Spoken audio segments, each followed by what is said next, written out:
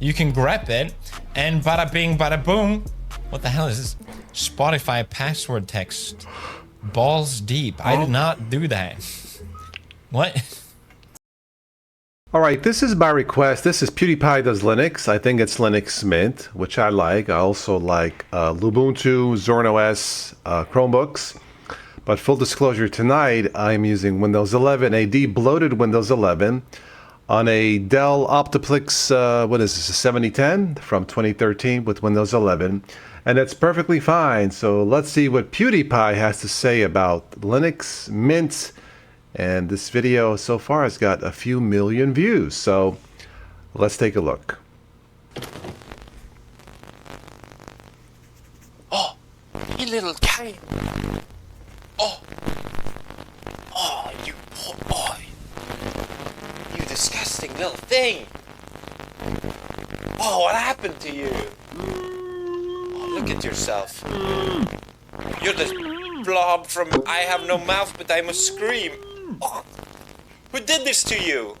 Was it Windows? Oh, Mac OS? Oh, don't worry. I can save you. Install Linux. What if I told you can look like this? Anyway, let me start this off by saying I am not a tech guy. You saw my PC building video. Looks all bent. I'm surprised the whole thing hasn't exploded. It's like sitting next to a bomb every day. But what you did see was 0.5 seconds of the video where I installed Linux on the thing, and a lot of people just went, what? Some people seemed surprised and confused. Something possessed him to put Linux on it. Some people were excited. At the time, I didn't know the power that I had. I was like a baby with a rocket launcher. For years, I have been tortured by Windows. But now, alas, I am finally free. I escaped the Windows cave. I saw the sun. The shadows are gone. It blinded me for a moment. And now I'm speaking to you in the cave. Enough reference. Okay, so I'm gonna yap about Linux for as long as this video is, and you're gonna listen. I want to start off by going through the reasons why I switched to Linux. It's different for everybody. Number one is how backlit this shot is. Number one, Windows talks to me like I'm a baby. Now, mentally, I might be, but that does not warrant. You want Candy Crush? You want Candy Crush on your computer? You wanna use Bing? Yes. Are you sure you want to delete that file? No, Windows 11 does not talk that way. I don't play Candy Crush. Does Candy Crush talk that way? Are you super duper sure you want to delete the file? That's how it talks to me, and I don't like it! Linux, on the other hand, literally puts a gun in your hand and says,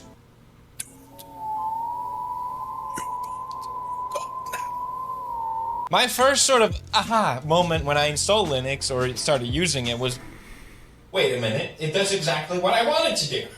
And there's just a really powerful feeling about that. I do want to show you guys my setup as well. I will get into that. But first, reason number two. As an epic minimalist, the bloat. The bloat is real. It always bothered me. Anytime I install a new Windows, I spend... I'll give him that. A fresh install of Windows takes longer than Linux Mint, yes. like an hour trying to uninstall all the pre-packaged BS that I don't want. Windows is like, I know you paid $100 or whatever for me, but I'm still gonna put ads in here. Yes. Put a little AI in here. You want that, right? That doesn't benefit me. It's for you, the consumer. Bing! It doesn't benefit me that you use Bing, but please use Bing. Microsoft is an annoying suite, apparently. With Linux, nothing. Serenity. Peace. Don't even get me started on the Windows taskbar. You control what's on your computer. Duh, it's obvious. How is this not a thing? Reason number 3, customization. I discovered this afterwards. Customizing on Linux is a beautiful thing. On Windows, you can maybe change your... What PewDiePie doesn't know yet, after using Linux for almost 20 years, the more you customize in Linux, the more chance there is of breaking something and reinstalling it later. So customizing is cool, just don't break anything. wallpaper, change a little bit of colors, whoopity-doo. On Linux, you can change reality itself. Since Linux is built modular, you can swap out your GUI entirely. You don't even have to use one. You can cut off the head of Linux and it'll still be like, hey, I'm here.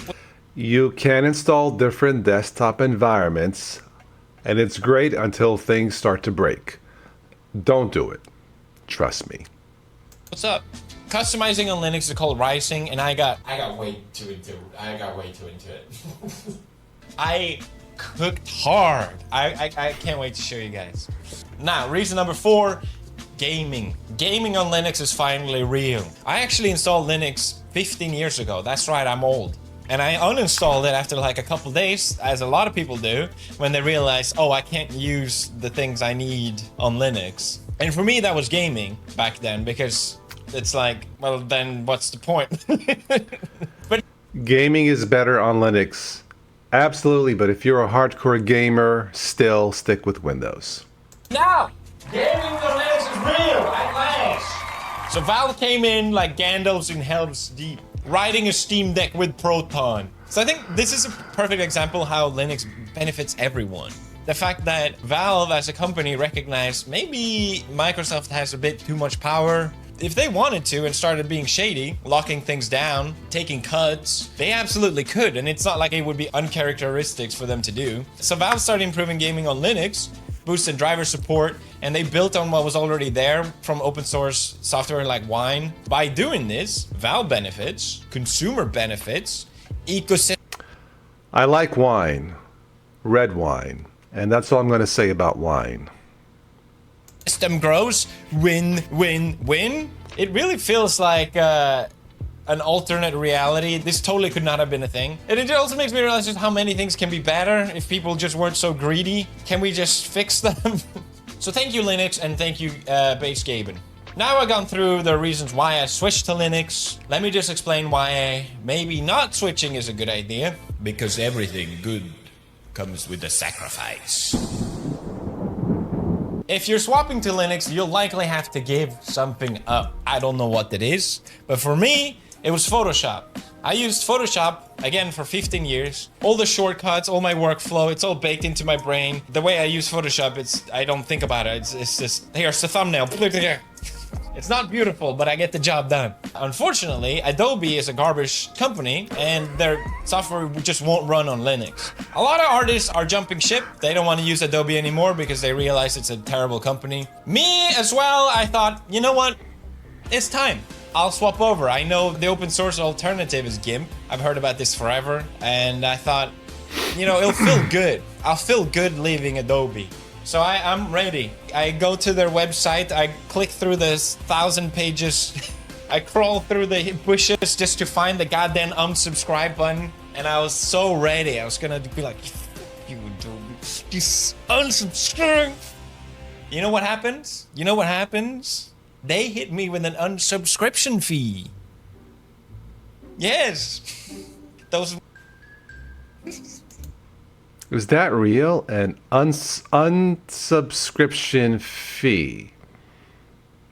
I've never heard of that. Is that real? I'm sorry, what? I have to pay to not use your software?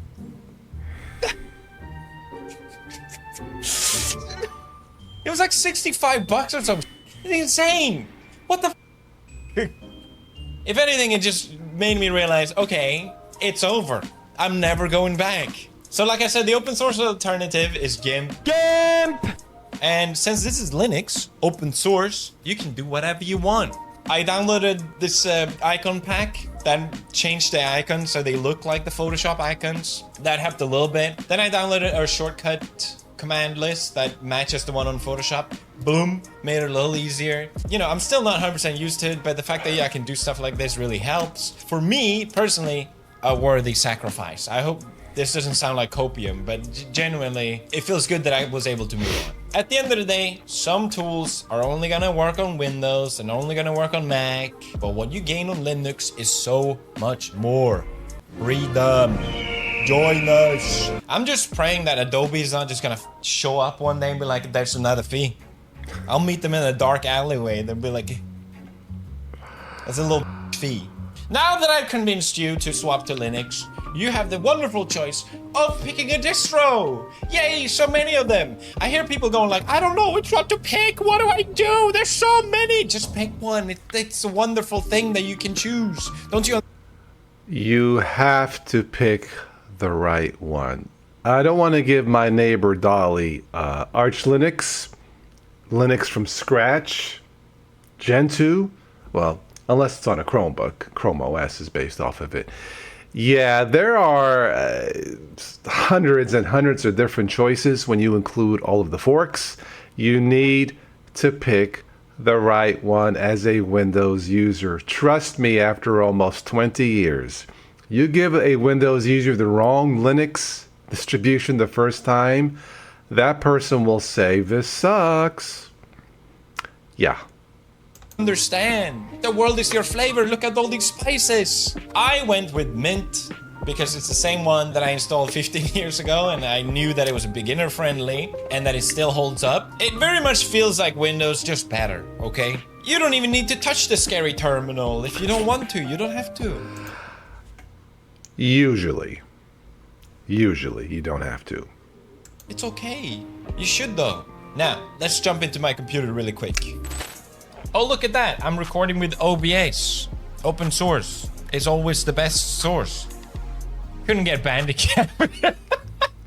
They didn't have a Bandicam. I can't believe I paid for that. There's like free versions everywhere. That's so much better. Okay. All right. So this is the terminal. You probably heard about it in Linux. Feels a bit strange in the beginning. Let me just show you how it works. But first, wait. Oh, yes, today's sponsor. 3, 2, 1. Wrong! Jifyon! Wow, look at ASCII art. I love it. Beautiful PewDiePie tub. Right now. I'll admit that's a good segue. This is my desktop. I called it Apollo, and then I have my laptop, which I called Dionysus, because I wanted to mess around with it. Dionysus is the one I really went hard on the rising. But I just wanted to show some terminal commands really quick, just so you get an idea how it works. I talked about this in my last video, but the first thing that really blew my mind with Linux, I just noticed my computer was booting kind of slowly. So I found this command called system deanalyze, and it tells you exactly how long it takes for your computer to actually load and what part takes a certain amount of time. And it used to be like 45 seconds. I was like, dude, this is terrible. So then I found another command called blame, and then you can see exactly what part is kind of slowing down your system, which got me into like really optimizing it. And I had so much fun doing that. And it just made me realize, just like on Windows, if my computer is kind of slow, you just kind of deal with it. It's like, oh, okay, well, what can you do? On Linux, it's like, it can be done. There's a little work involved to debloat Windows, but it can be done. the world is your oyster. You can fix it. Personally, I like that kind of stuff. The second thing that blew my mind with the Linux terminal was just how fast it is at searching. Searching on Windows is so annoying. It takes forever. Sometimes it doesn't even find the file, even though you type the name of it perfectly. And a lot of times they just Bing it. They're like, oh, you want to search for your file? Oh, maybe, no, actually, you want to look it online. That's what you want to do. It's like, no. Linux, you can find any file, whatever you want. This is searching all JPEGs on my computer. That's a bad example, actually. The other thing that I love about it is that you don't have to just search the file. You can also search text inside the file. So let's say you forgot what the file is called, but you remember roughly some stuff inside it. You can grep it, and bada bing, bada boom. What the hell is this? Spotify password text. Balls deep. I did not do that. What? Searching files on Linux is super fast. It made me realize just how it should be on a computer again. The most obvious thing with the terminal is that, let's say you install the operating system and you need to also put all the programs that you want to use on it. Usually you have to go on the browser, Google it, look up their page, go to their download page, dodge all the fake ads and all that crap. And do that and install and run each one, wait for it to install, yada yada. It takes forever. On Linux, you just go sudo apt install, what do we want? We want VLC, Firefox, OBS Studio, boom, thank you. And now I can sit and look at the screen and feel like I'm a hacker. Yes, I know what all of this means. Every single letter I'm soaking in with my brain. There's so much you can do with the terminal. It's insanely powerful. He's true. The terminal is extremely powerful. But for a newbie to Linux, that's not what you want to push first. Trust me on that one. Based on your comments. Yeah, don't push the terminal first. No. I can make a whole video about it, but I don't want to keep this too long-winded. And in reality, I just want to show you my Rise on my laptop, to be honest. That's the whole reason I'm making this video. It makes sense for me to show it without any customization first, because it just be confusing, and I need to talk to people that haven't used Linux. My first favorite thing, which I have on Mint as well, is just shortcuts on my keyboard to open programs. Open terminal, open file manager, open browser, close it, whatever, it's all there. It's such a nice workflow and have a more keyboard-centric way of using your computer, especially on a laptop. But even in general, you know, the whole like, okay, let me click on the start menu and just find the thing. If I don't have it keybind, I can open Rofi, and this is such a nice workflow, and I can close it all as well. You can literally open these until infinite. When you're on a laptop, when you have limited screen space, it's such a great way to work with it. The fact that they're always there means I never have to look for them because I know they're there. And if my workspace is full, I can look at this, swap to another one. This is workspace number 2. And workspace number 4. I've been recording OBS from here. Let's say I'm working on a project on workspace 1. I can then work on another thing on workspace 2 and go back and forth vice versa instantly. I love this way of using a computer. It's so sick. The first thing I really loved about this Arch Hyperland setup was just how quick and smooth it looks, at least. You know, like boom, oh, open. It's so nice. But then I open my browser and it's like, oh. You see that? All right, this is about 24 minutes. Let me go ahead and end my reaction here. Clearly, PewDiePie has touched on something here with using Linux, and that is freedom of choice, freedom to make it your own, freedom to make it unique, freedom to have fun. And perhaps in the end, that's what Linux is all about. What he's done is not something I would really do. It looks cool, but to me, I'm more of a click and go, install Linux, click, go, do what I need to do and move on to the next project, or move on to, go for a walk, cut the grass. Well, I can't cut the grass now after hernia surgery. I have to wait. But the point is, with Linux, you can do a lot with it, a lot more than you can with Windows.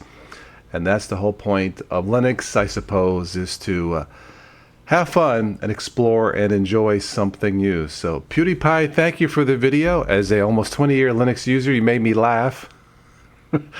Oh man, thank you. And yeah, I hope you enjoyed my reaction as a Windows/Linux user. That's all I have for this one. I'll catch you on the next one. Arrivederci. Ciao.